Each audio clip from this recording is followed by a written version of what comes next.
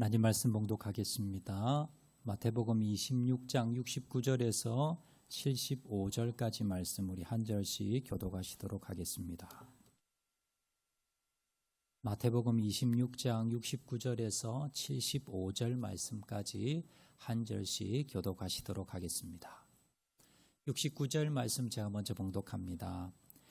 베드로가 바깥들에 앉았더니 한 여종이 나와 이르되 너도 갈릴리 사람 예수와 함께 있었도다 하거늘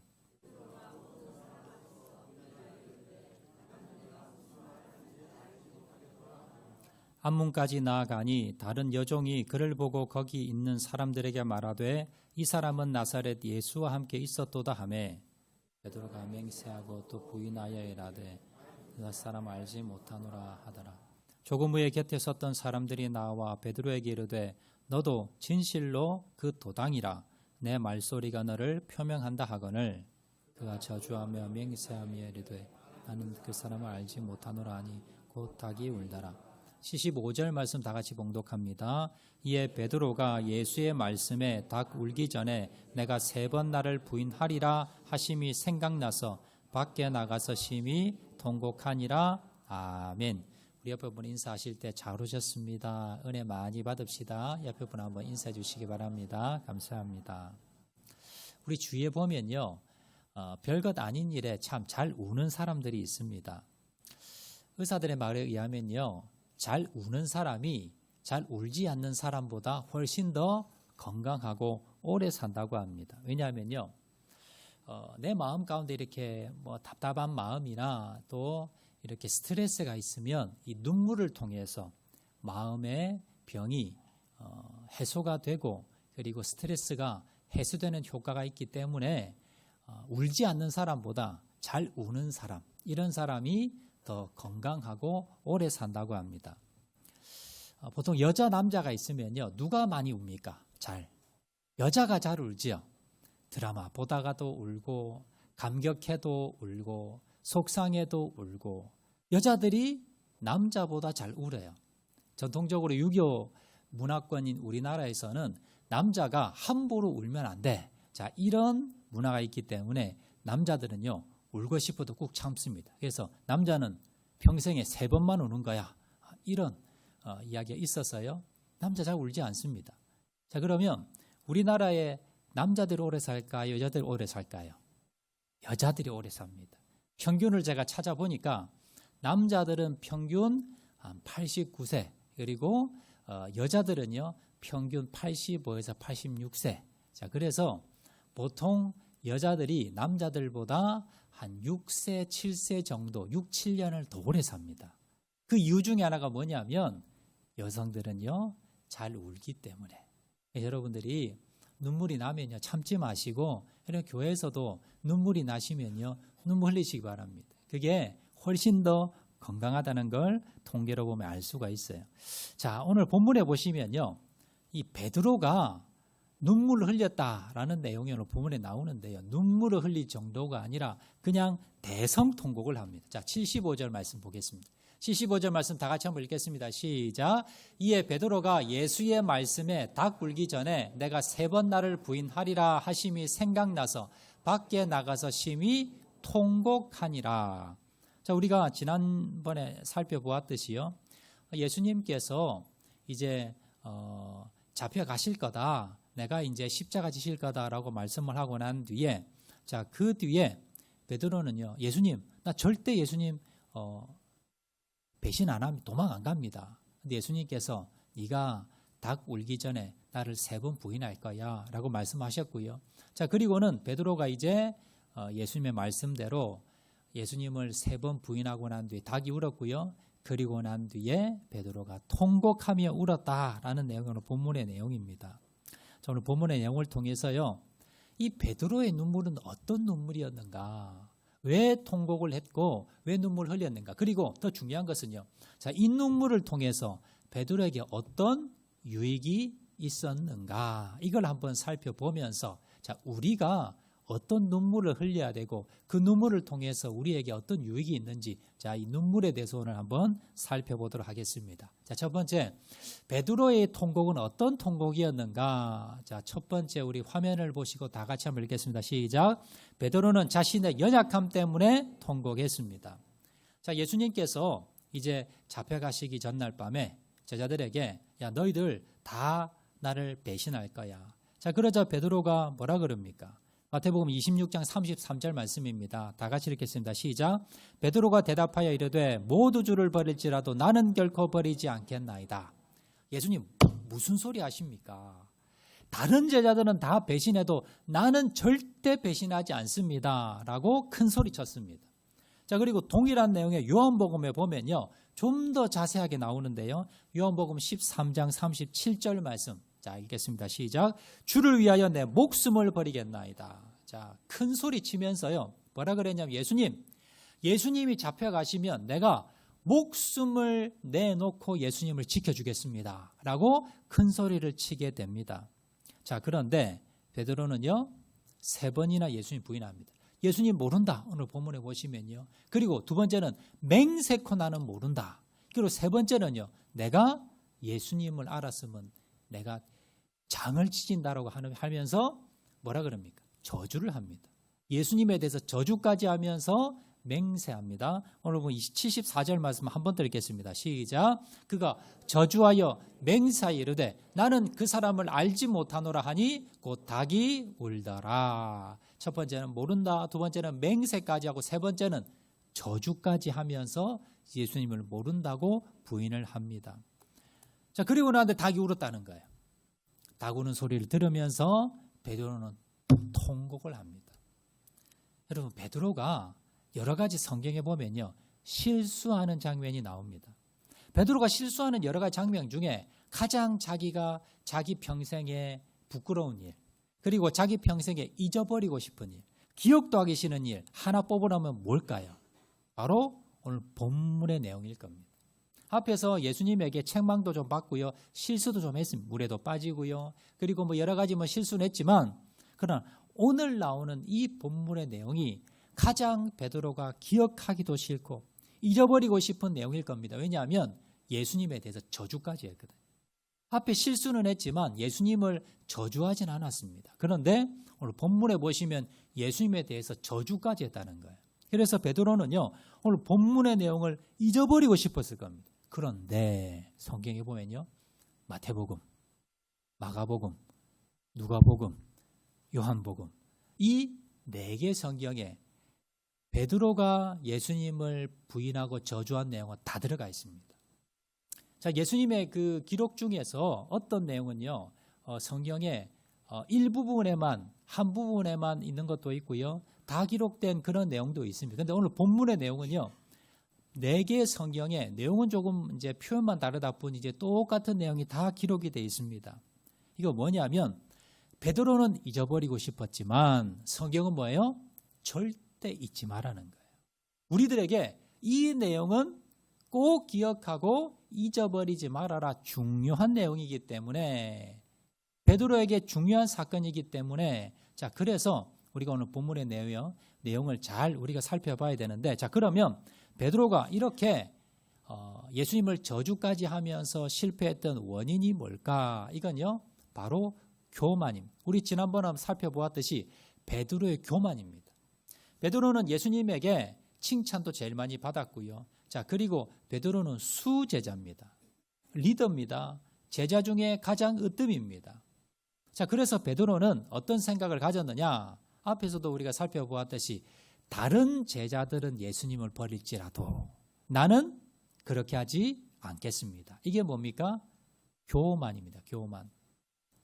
다른 사람은 믿음이 적어서, 다른 사람은 용기가 없어서, 다른 사람은 예수님에 대한 사랑이 부족해서 예수님을 배신할 수 있지만 나는 아니라는 거예요. 나는 다른 사람보다 다르다는 겁니다. 내 믿음은 더 좋다는 겁니다. 이게 교만입니다. 이 교만이 베드로를 넘어뜨리게 만들었다는 거예요. 자, 우리도 마찬가지예요. 신앙생활 하면서 여러분 시험에 들고 여러분 여러 가지 넘어지는 많은 분들이 있는데요. 자, 그 중에서 신앙이 좋다고 생각하는 사람들이 넘어집니다. 내 믿음이 내가 신앙생활 오래 했다고 생각하는 사람이 여러분 쉽게 넘어질 수 있다는 거예요. 내가 신앙생활을 얼마나 했는데, 내가 직분이 얼마나 되는데, 내가 공로가 얼마나 있는데, 내가 다른 사람도 얼마나 많이 가르쳤는데, 내가 얼마나 하나님 앞에 이렇게 충성했는데, 이런 생각들, 내가 그래도 이런 공로가 있는데, 내가 다른 사람보다 그래도 간증도 있고 내가 믿음도 있었고 많은 사람이 이렇게 도와줬는데, 자, 이런 것들이 여러분 자랑거리가 되면 안 됩니다. 이게 내가 교만거리가 되면 나중에 뭐예요? 이것 때문에 내 신앙이 무너진다는 거예요. 하나님은요, 어떤 사람을 쓰시는가 하면 똑똑한 사람, 잘난 사람, 교만한 사람 절대 쓰지 않습니다. 어떤 사람 쓰느냐? 겸손한 사람, 낮아진 사람. 자, 그래서 예수님께서는요, 어떤 사람 쓰시냐면 실패를 많이 경험한 사람, 좌절을 많이 경험한 사람, 학교도 많이 떨어져 본 사람, 그리고 여러 가지 여러분 어려움과 고난과 질병과 여러 가지 사고를 많이 당한 사람, 이런 사람들을 많이 쓰십니다. 이런 사람의 특징이 뭐냐면요, 교만하지 않습니다. 어떤 사람 교만하냐면 학교도 한 번도 떨어보지도 않고, 그리고 하는 것마다 잘 되고 뭐든지 다 성공하고, 이런 사람들은요 다 그렇진 않지만 교만할 가능성이 많습니다. 실패한 적이 없으니까 나는 뭐든지 하면 돼, 나는 성공할 수 있어, 나는 다른 사람보다 달라, 이런 생각들을 가지니까요 하나님이 쓰지를 못하는 거예요, 교만해서. 그래서 하나님께서는요, 하나님이 쓰시는 사람 항상 어떻게 만드십니까? 좌절과 고난과 고통과 절망과 실패와 이런 것들을 경험하게 하신다라는 겁니다.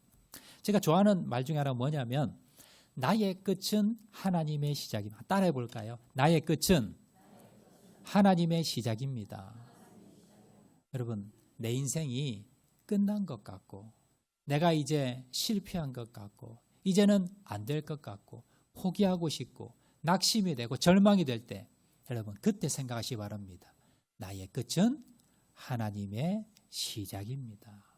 우리가 벼랑 끝에 서서 이제 더 이상 나는 어떻게 할 방법이 없다라고 생각했을 때에 그때 왜? 그때 하나님께서 시작하신다는 거예요. 그 말은 뭡니까? 내가 나를 내려놓을 때, 내가 겸손히 주님의 도우심이 필요합니다, 나의 능력으로 할 수 없습니다, 그때 주님께서 역사하시고 함께 하신다는 겁니다. 그래서 하나님의 역사가 일어나기 위해서는 어떻게 하셔야 돼요? 여러분 겸손하셔야 돼요. 낮아지셔야 돼요. 그래서 여러분 나의 연약함을 알고 나의 부족함을 알 때 그때에 하나님께 쓰임받을 수 있다는 것을 여러분 기억하시기를 바랍니다. 베드로는요 자신의 연약함 때문에 울었습니다. 여러분도 마찬가지예요. 여러분이 왜 울어야 됩니까? 왜 고난을 당해야 됩니까? 그 고난 가운데 나는 부족하구나, 내가 연약한 존재구나, 여러분 그걸 깨달으시면서 눈물 흘릴 줄 아는 저와 여러분 되시기를 주의 이름으로 축원드립니다. 두 번째입니다. 베드로의 눈물은 어떤 의미가 있는가? 왜 울었는가? 자, 화면 보시고 다 같이 읽겠습니다. 시작. 베드로는 예수님의 사랑 때문에 통곡했습니다. 자, 누가복음에 보면요, 오늘 보면 똑같은 내용인데 좀 더 틀린 좀 더 자세한 표현이 하나 나오는데 한번 읽어보겠습니다. 누가복음 22장 61절에서 62절인데요. 자, 다 같이 읽겠습니다. 시작. 주께서 돌이켜 베드로를 보시니 베드로가 주의 말씀 곧 오늘 닭 울기 전에 내가 3번 나를 부인하리라 하심이 생각나서 밖에 나가서 심히 통곡하니라. 자, 베드로가 첫 번째 부인했습니다. 두 번째는 맹세하면서 부인했습니다. 세 번째는 예수님을 저주까지 하면서 부인했는데 그때 딱 예수님과 눈이 마주친 겁니다. 여러분 생각해 보세요. 여러분이 이렇게 나쁜 짓을, 예를 들어서 도둑질을 했어요. 도둑질을 하고 난 뒤에 그냥 죄책감 느끼는 거 하고요, 도둑질을 하다가 주인하고 눈이 마주쳤어요. 자, 그리고 여러분이 나중에 죄책감을 느끼는 거 어떤 게 크겠어요? 나중에 여러분 눈이 마주치는 게 훨씬 더 부끄러움이 많고요, 훨씬 더 자책이 많고 훨씬 더 마음의 부담감이 큽니다. 지금 베드로가 예수님을 3번 부인했어요. 저주까지 했습니다. 그리고 예수님 얼굴 안 봤으면 좋겠는데 이렇게 저주하고 딱 돌아서는데 예수님이 나를 보고 있는 거예요. 나하고 눈이 딱 마주친 거예요. 자, 그때 베드로가 무슨 생각이 들었을까요? 너무 미안했겠지요. 너무 죄송했겠지요. 그리고 예수님의 말씀이 떠올랐을 겁니다. 네가 닭 울기 전에 나를 3번 부인할 거야. 그 말씀 예수님은 다 아셨구나. 내가 이렇게 배신할 거, 내가 이렇게 저주까지 할 거, 이것까지 다 아시고 나를 그렇게 사랑해 주시고 그렇게 품어주셨구나. 나 만날 때도, 내가 예수님께서 나에게 칭찬할 때도, 그때도 예수님이 이거 다 아셨구나. 나중에 내가 예수님을 저주할 거, 그거 아시면서 3년 동안 나를 수제자 삼아주시고, 나를 사랑해 주시고, 나를 기도해 주시고, 붙들어 주시고, 가르치시고, 그게 생각났을 거예요. 그러면서 베드로가 미안하고 또 미안했습니다. 그래서 어떻게 합니까? 대성통곡한 거예요. 대성통곡. 예수님이 눈이 마주쳤어요. 그 예수님이 예전에 나에게 잘해 주셨던 거, 사랑해 주셨던 거, 그게 기억이 나면서 너무 미안해서. 첫 번째 눈물은요, 자기가 너무 자기 자신을 너무 몰랐기 때문에, 그래서 교만에 빠진 자기 자신을 보면서 안타까워 울었고요. 두 번째는 예수님에게 미안해서, 예수님이 나를 사랑해 주셨던 그 사랑에 그 미안한 마음에 눈물을 흘렸더라라는 겁니다. 자, 그 뒤에 베드로가 어떤 사람이 됐을까요? 나중에 사도행전에 보면요, 베드로가 초대교회의 지도자가 됩니다. 물론 여러분, 제자들 12제자들 중에서도 수제자였죠. 리더였죠. 근데 베드로가 뭐라 그랬어요? 다른 사람은 예수님을 버릴지라도 나는 아닙니다. 이게 뭐예요? 교만하면서 다른 제자들을 어떻게 생각해요? 무시하는 거예요.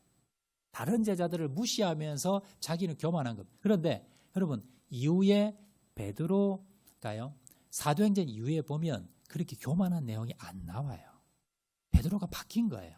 왜요? 이 사건을 통해서 자기를 돌아보면서, 그러면 예수님의 그 사랑을 보면서 예수님이 나를 용서해 주셨지, 나중에 내가 배신한 거 알면서도 예수님이 나를 사랑해 주셨지, 이걸 뭐예요? 베드로가 깨달은 거예요. 그러면서 베드로가 이후에 초대교회 지도자가 되어서요, 자기를 배신하는 사람들도 있었을 거고요, 자기가 이야기하면 반대만 하는 그런 사람도 있었을 거고, 자기와 맞지 않는 사람도 있었을 거고, 여러 가지 뭐예요? 교회 안에 수천 명이 있다 보니까요, 내 마음에 안 드는 사람 너무나 많아요. 그런데 어떻게 합니까? 베드로가요, 이런 사람을 품습니다. 어떻게 이런 사람이 될 수 있었을까요? 바로 예수님이 자기를 품으셨기 때문에, 자기 같은 사람을 예수님이 용서해 주셨기 때문에, 그 잡혀가시는 그날에 그 자기가 저주까지 했을 때 예수님의 그 사랑의 눈빛을 보면서요, 자기도 배운 거예요. 여러분 마찬가지입니다. 여러분, 주님께 여러분 용서함 받으셨어요? 여러분의 제 용서함 받으셨어요? 나의 못난 모습 주님 받아주셨습니까? 그러면 여러분도 다른 사람의 허물을 받아주셔야 돼요. 여러분 옆에 보면, 우리 성도들 중에 보면 가시가 토독토독 난 분도 계시고, 나와 좀 맞지 않는 사람도 있고요. 여러분, 내가 불편한 사람도 있습니다. 그때 여러분 뭘 생각하셔야 돼요? 그 사람을 가지고 여기저기 다니면서 수군수군거리고 여러분 흉보지 마시고요. 여러분 뭘 생각하세요? 나를 돌아보세요. 예수님이 나 같은 사람을 받아주셨어요. 그리고 여러분 용서해 주셨습니다. 그걸 바라보면서 여러분이 뭘 하셔야 돼요? 그 사람을 품어야 되는 거예요. 리더가 어떤 사람이 리더냐면, 교회 오래 다니고 직분 높다고 리더가 아니고요. 어떤 사람이 큰 사람이냐면요, 많은 사람을 품을 수 있는 사람. 이게 진짜 리더입니다. 큰 사람은요, 그만큼 크게 품는 거예요. 많은 사람을 내가 품으면 품을수록 뭐예요? 그 사람이 진짜 리더입니다. 진짜 하나님께 쓰임받는 사람이고요. 진짜 이 사람이 뭡니까? 하나님이 인정받는 사람입니다. 여러분, 그래서 교회에서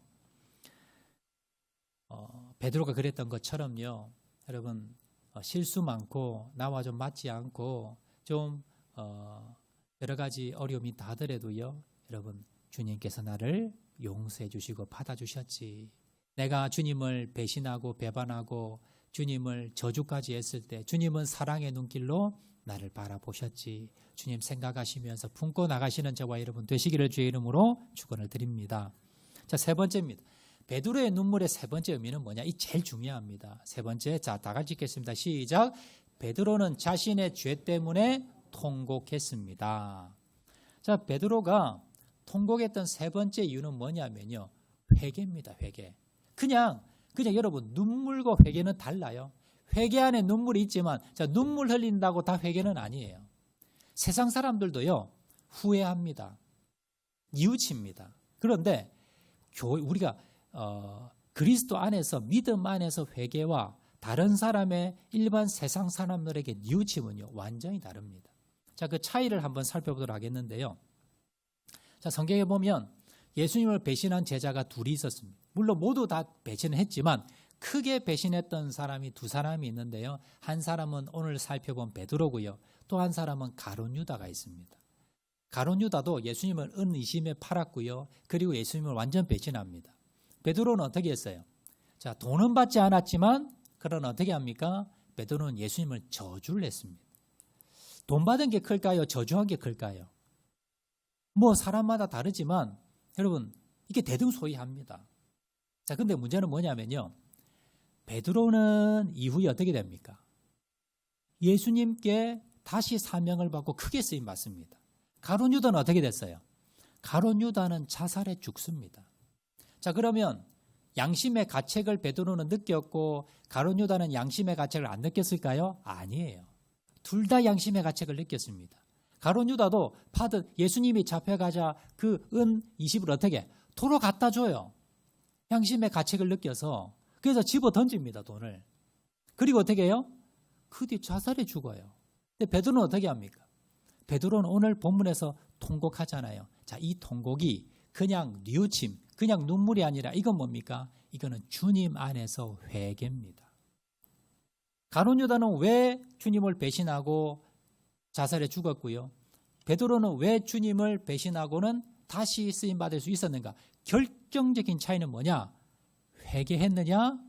회개하지 않았느냐? 베드로는 회개하고 난 뒤에 하나님께 쓰임 받았습니다. 그러나 가룟 유다는 회개하지 않고 바로 버림받을 수밖에 없었다라는 겁니다.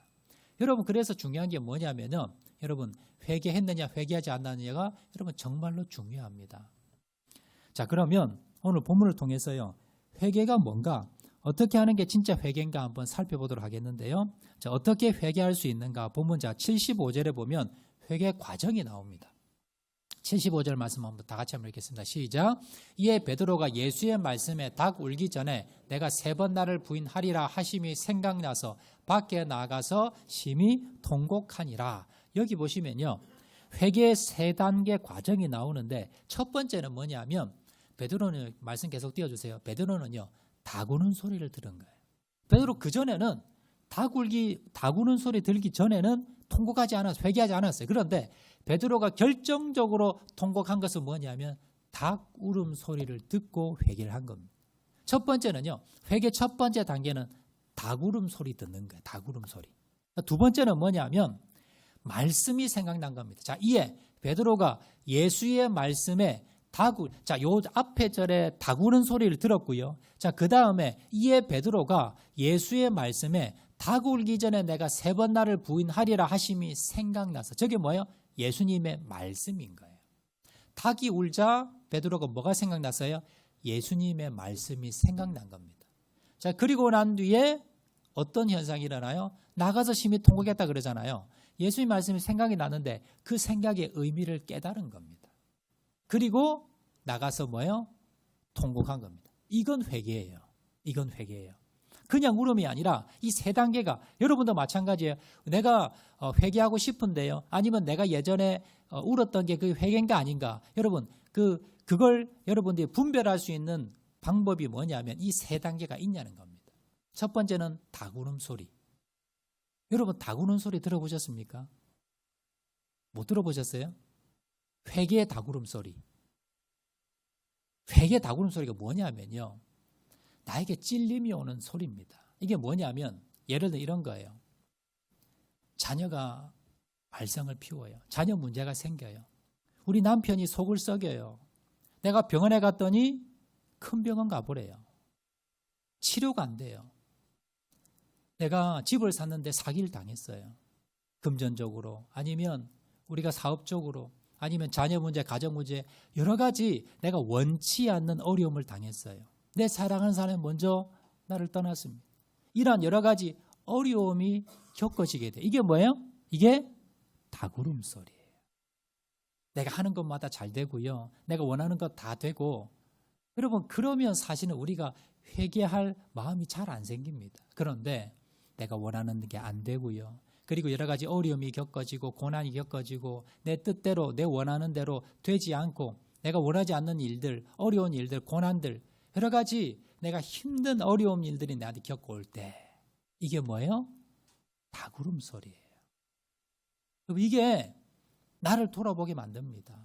그리고 우리가 그때 어떻게 하셔야 돼요? 주님의 음성을 들어야 돼요. 그래서 여러분들이 인생에 고난이 오고 어려움이 역경이 오면 뭘 하셔야 됩니까? 성경을 펼치시고 예수님이 뭐라고 말씀하셨는가 여러분 읽으셔야 됩니다. 베드로는 다구는 소리를 들었을 때에 예수님의 말씀을 생각이 났어요. 그리고 그 말씀을 깨달았다는 겁니다. 여러분도 주님의 말씀을 여러분 읽으시고 들으시고 하시다가 주님의 말씀을 깨달으시기 바랍니다. 그때 뭐가 나요? 그때 내 마음에 내 영혼에 눈물이 납니다. 이게 뭐예요? 이게 회개입니다.